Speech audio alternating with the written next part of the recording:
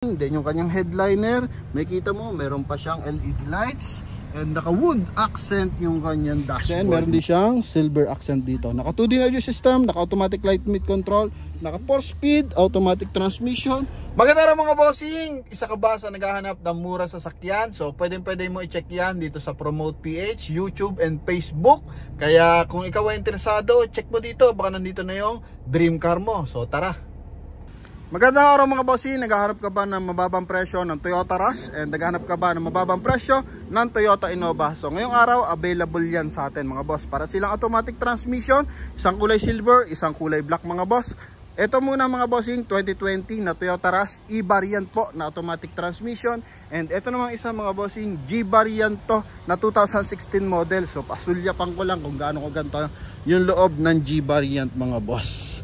Ito dito tayo sa second row. Yan ang loob niyan mga bossing. Then yung kanyang headliner, may kita mo, meron pa siyang LED lights.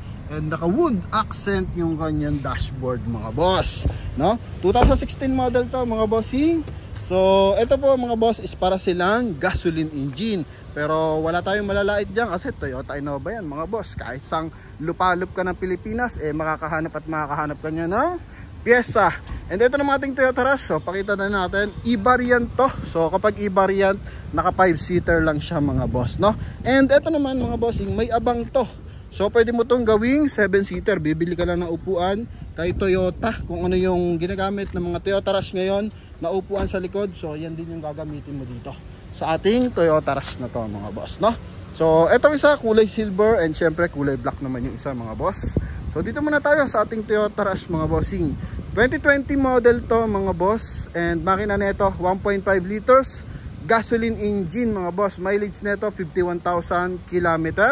And ito nga mga bossing 690 pero binibigay ng 665. May bawas pa ng konti para sa ating mga mahal na viewers and subscribers mga boss. May signal light na sa kanyang side mirror. And ito mga bossing is naka ano na rin to mga bossing R16. Yan, kulay black yung kanyang mags. So nilagyan siya ng black accent sa mags mga boss. Then pagdating sa dashboard, eto po. So yung kanyang dashboard may beige na kulay. Yan, concept. Then meron din siyang silver accent dito. Naka 2D audio system, naka automatic light mid control, naka 4-speed automatic transmission. Mileage nito 52,000 and 20 km mga boss. Yan. Ito yung kanyang mga windows mga boss. Gamit nila ditong mga bossing tint. So naka 3M to. And ito mga bossing is naka power adjust yung side mirror, no?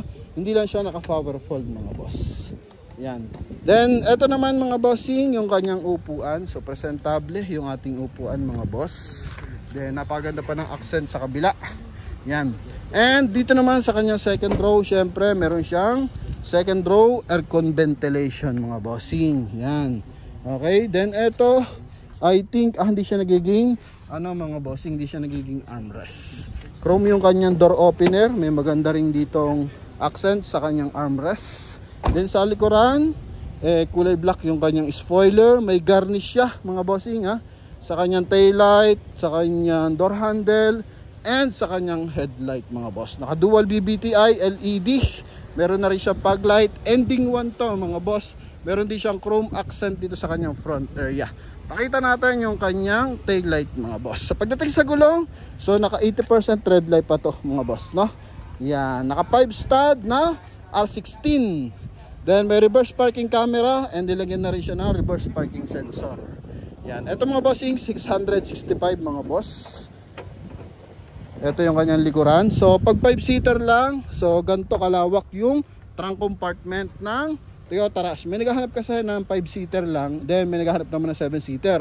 So if ever ito natipuhan nyo, then gusto nyo gawin 7-seater, may abang po ito mga boss, no? Yan, so dito yan.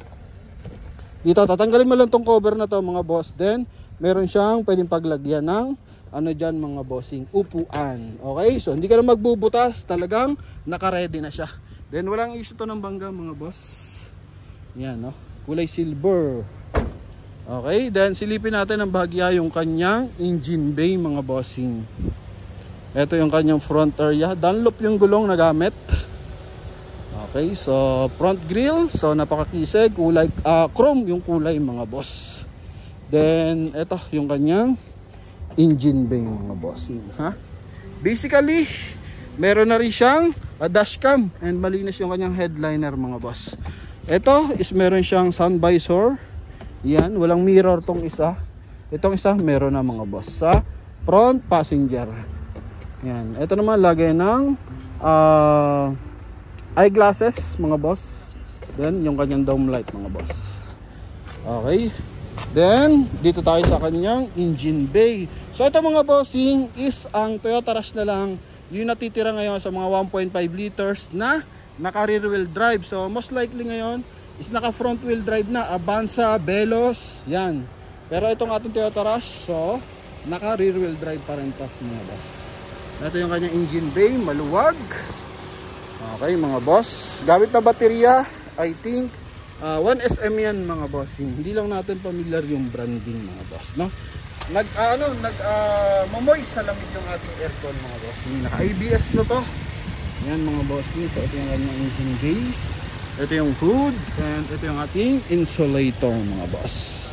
Yan. So sa mga interesado dito, 665. Pwede nyo makuha. 2020 pa yung kanyang year model mga boss. Ano? And ito naman yung ating next unit. Isa naman tong Toyota Innova. Yan, so ito naman G variant, pinakita na natin yung loob sa intro and napakagara naman ng nito, interior. So ang sunod na dito, pinakamataas na model is yung B variant. So yung B variant, ang difference lang nila is captain seat. Kaya mas mabenta kasi yung G variant, no? Kasi pang business class na talaga yung ating mga bossing yung ating B variant mga boss, kasi naka-separate na yung upuan sa second row. Yan, so padaanan lang natin to kung dadaan na ba to mga boss, no? Yan, ito yung kanyang interior, wood accent yan mga boss, oh. 2016 model to, mileage naman ito 58,000 km.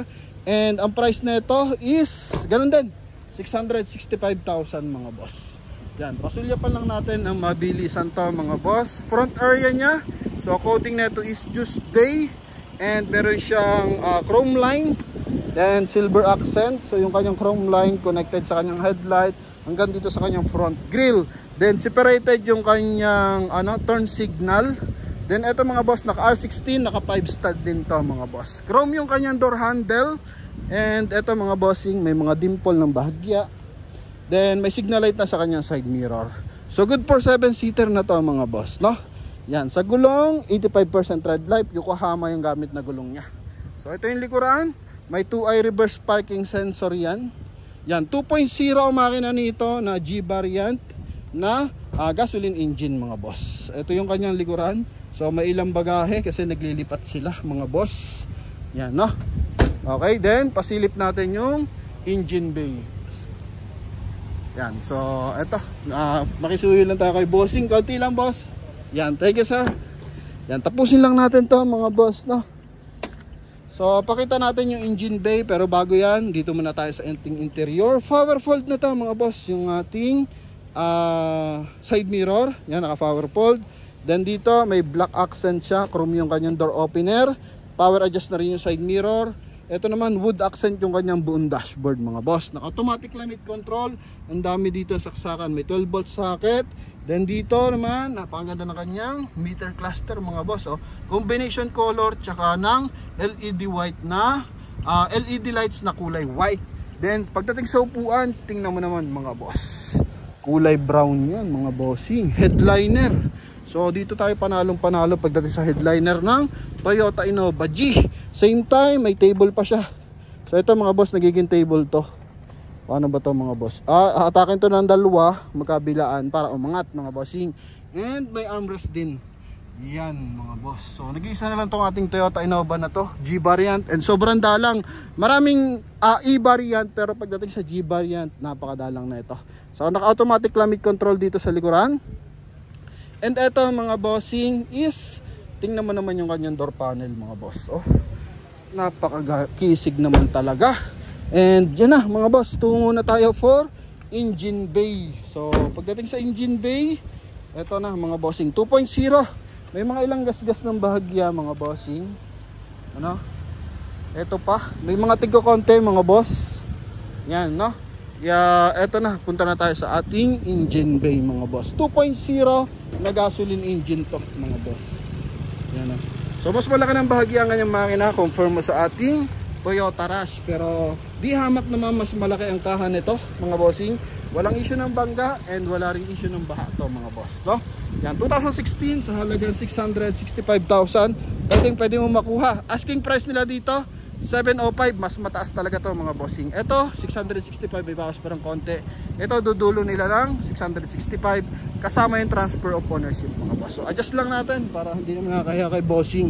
Alis na kasi si boss, no? Yan. So samahan niyo ako mga idol.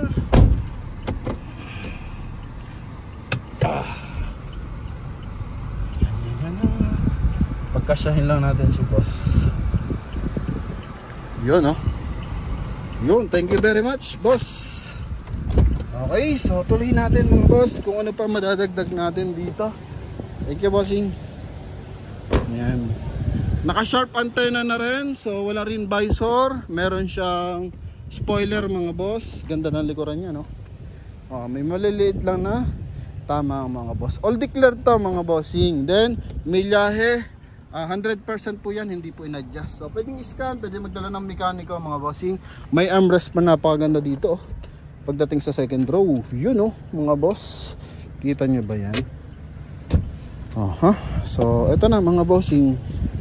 Okay, so sa may interesado, one call away sa ating contact number na nasa screen. So connected po yan through Viber, GCash and WhatsApp mga boss, no?